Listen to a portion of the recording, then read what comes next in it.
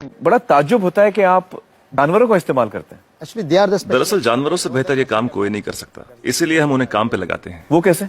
देखिए, गाय के बारे में तो हम सब जानते हैं, गाय दूध देती है, पर 4-5 बछड़े पैदा करने के बाद जब गाय दूध देना बंद कर देती है तो लोग समझते हैं कि गाय बेकार हो गई है। इसी तरह लोग कचरे को भी बेकार समझते हैं, पर माइनस और माइनस के मिलने पर ही प्लस बनता है। To minus always plus. बस इन दोनों चीजों को साथ में जोड़ने की जरूरत है। And every 4 hours we collect in the bulk इसलिए हम सब्जी मार्केट से हर 4 घंटे में बचा हुआ माल उठाते हैं। fruit mandis.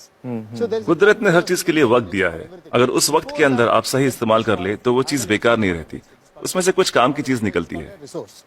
So the dry इसलिए हम अपने प्रोजेक्ट में गाय को अपॉइंट करते हैं। हर 35 किलो छिलकों के लिए एक गाय। उनका काम है इन सब्जियों के ताजे छिलकों को खाना, गोबर देना और फिर शेड में आराम करना, रिटायर्ड जिंदगी जीना।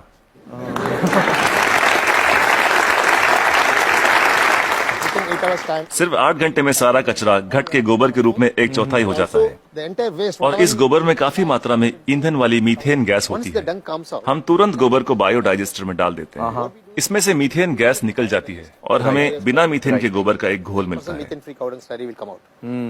Immediately इसको हम तुरंत केचुओं के हवाले कर देते हैं। eaten by them and just केचुए उसे खा लेते हैं और उनके पेट से जो बाहर आता है उसे कहते हैं vermi cast. that's called vermicast. ये दुनिया की सबसे बेहतरीन खाद होती है। दुनिया की सबसे बेहतरीन खाद।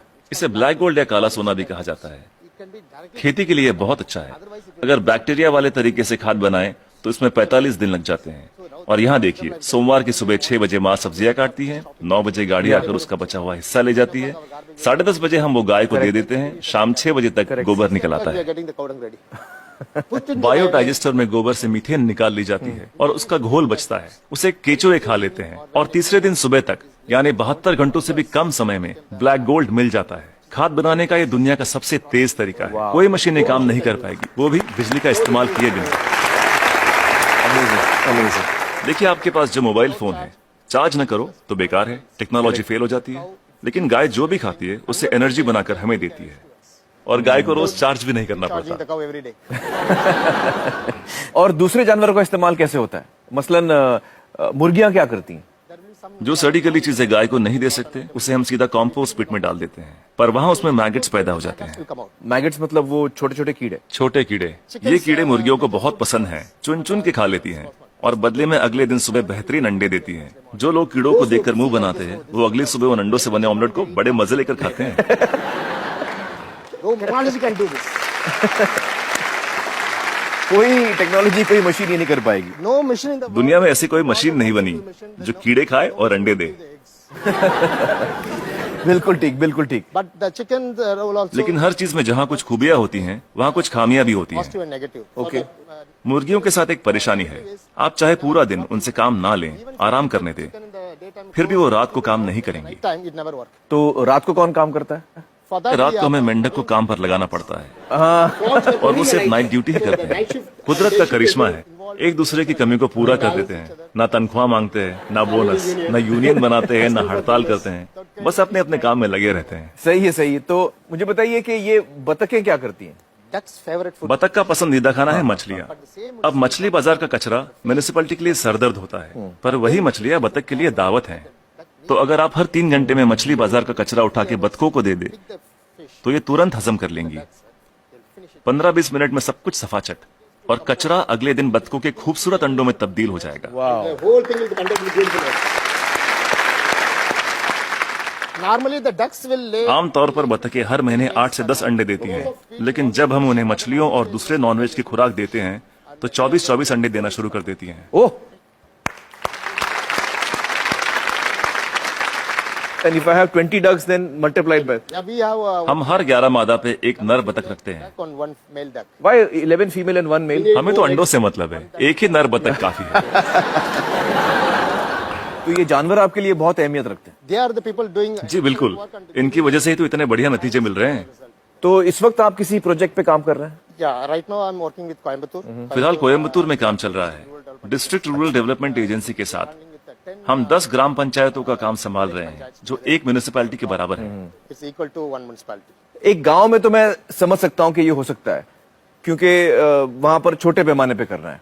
लेकिन अगर बड़े पैमाने पे करना है, जैसे किसी शहर में करना है, आपका जो तरीका ये मुमकिन है? बड़ी म्यूनिसिपैलिटियों की दिक्कत ये है कि शहरों में जगह कम होती है, पर हमें कचरे को 100 किलोमीटर दूर ले जाने की जरूरत नहीं। ये काम हर वार्ड में होना चाहिए, इसलिए डिसेंट्रलाइज मेथड अपनाना बहुत जरूरी है। छोटे छोटे स्तर पर करना चाहिए। Decentralise method. लोग हजारों टन कचरे से एक साथ निपटना चाहते हैं, पर ये सोच ही गलत है। अगर मैं आपको एक बड़ा कटहल दूं तो आप उसे एक साथ एक बार में खा सकते हैं, लेकिन अगर उसके छोटे छोटे टुकड़े कर दें तब खाना आसान हो जाएगा। इसलिए हर 2 किलोमीटर की रेडियस पे SLRM सेंटर होने चाहिए। SLRM सेंटर क्या होता है? Solid and liquid resource management centre. तो हर 2 किलोमीटर पे ये सेंटर होना चाहिए। जी, डिसेंट्रलाइजेशन एक कामयाब तरीका है। साथ ही कचरे को अलग अलग इकट्ठा करना भी बेहद जरूरी है।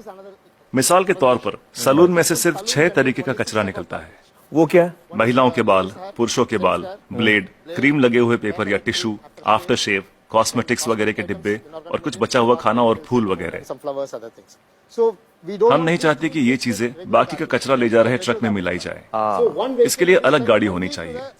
जैसे मुंबई में करीब 2000 सलून्स होंगे, 2000 saloons. एक गाड़ी सब जगह घूम के ले लेगी। हर इलाके के लिए एक छोटी गाड़ी। हाँ, अलग अलग एरिया के लिए अलग अलग गाड़ियां होंगी। हाँ। जी, सिर्फ सलून के लिए। दिन खत्म होने से पहले सब बिक जाएगा। आज की तारीख में दुनिया का सबसे कीमती कचरा है महिलाओं के बाल। 2500 रुपए प्रति किलो। वाह वाह। तो दिन भर का जो कचरा है, दिन खत्म होते होते वो इस्तेमाल भी हो जाएगा। अलग अलग इकट्ठा करें तो राज ये है, तरकीब ये है कि शुरुआत से ही मिक्स मत करो। जी, अलग अलग इकट्ठा करो और अलग अलग ही लेकर जाओ। तो आपके पास इसका पूरा प्लान है, मास्टर प्लान है? बिल्कुल है। वाह वाह। तो मुझे बताइए कि ये जो आपका मॉडल है, इसमें खर्चा कितना आता है? See, this is totally self-sustaining. देखिए, ये मॉडल अपना खर्च खुद निकाल लेता है। Experience, I'm telling you. मैं अपने तजुर्बे से कह सकता हूँ कि आपके घर के हर रोज के कचरे से 3 रुपए वसूले जा सकते हैं। Garbage. मतलब आप अगर मेरा कचरा लेंगे तो आप मुझे 3 रुपए देंगे? उसे 3 रुपयों में बदल सकता हूँ 3 रुपए में तब्दील कर देंगे, बदल देंगे। और कचरा उठाने का कोई भी चार्ज लिए बिना। तो मुझे बताइए कि अगर मुंबई जैसे शहर की जिम्मेदारी आपको दी जाए कि इसको आप साफ कर दीजिए, तो आपको कितना समय लगेगा, कितना वक्त लगेगा आपको? कम से कम 18 महीने। मतलब 1.5 साल। तो मतलब 1.5 साल में आप मुंबई की काया पलट कर सकते हैं। Yes. Ji, it's possible. बिल्कुल कर सकते हैं। बहुत बहुत शुक्रिया श्रीनिवासन जी, बहुत ही कमाल के सुझाव आपने दिए हैं। बहुत बहुत शुक्रिया, थैंक यू सो मच। दोस्तों, प्लास्टिक आजकल की जिंदगी का एक बहुत बड़ा मुद्दा है। प्लास्टिक एक ऐसी चीज है जो मनुष्य ने बनाई तो है, लेकिन उसका खात्मा नहीं हो सकता, जो धरती में जज्ब नहीं हो सकती, जिसको हम अंग्रेजी में कहते हैं नॉन बायोडिग्रेडेबल। और शायद ये हम सबके सामने बहुत बड़ी समस्या है कि आखिर प्लास्टिक का क्या किया जाए। एक इंसान है जिसके पास इसका जवाब है। मदुरई के त्यागराजर कॉलेज ऑफ इंजीनियरिंग के प्रोफेसर वासुदेवन ने कचरे में प्लास्टिक की समस्या से निपटने का एक बेहतरीन उपाय खोज निकाला है। उन्होंने एक ऐसी प्रक्रिया इजाद की है जिससे प्लास्टिक का इस्तेमाल सड़क बनाने के काम में हो सकता है। इस पद्धति से बनाई गई सड़कों की उम्र आम तरीके से बनाई गई सड़कों से कहीं अधिक होती है। प्लास्टिक के इस्तेमाल से पत्थर और तारकोल का जोड़ मजबूत हो जाता है और बारिश के मौसम में भी पानी की वजह से सड़कों पर गड्ढे पैदा नहीं होते। पिछले 10 साल से ना ही सड़क में दरारें पड़ी हैं, ना ही गड्ढे। मतलब 10 साल तक मेंटेनेंस का खर्चा नहीं। देश का कितना पैसा बचेगा? कई विदेशी कंपनियों की लाखों डॉलर की पेशकश ठुकराकर प्रोफेसर वासुदेवन ने इसका कॉपीराइट अपने कॉलेज के नाम लिखवा दिया है। ये तकनीक देश के लिए है और वो भी बिल्कुल मुफ्त। इसका पेटेंट हमारे कॉलेज के नाम पे है और टेक्नोलॉजी देश के नाम। यदि देश भर की कोई भी म्यूनिसिपैलिटी इस तकनीक का इस्तेमाल करके सड़क बनाना चाहती है तो वो इसे मुफ्त में पा सकती है। प्लास्टिक को रोड पर मत डालिए, बल्कि प्लास्टिक डालकर रोड बनाइए।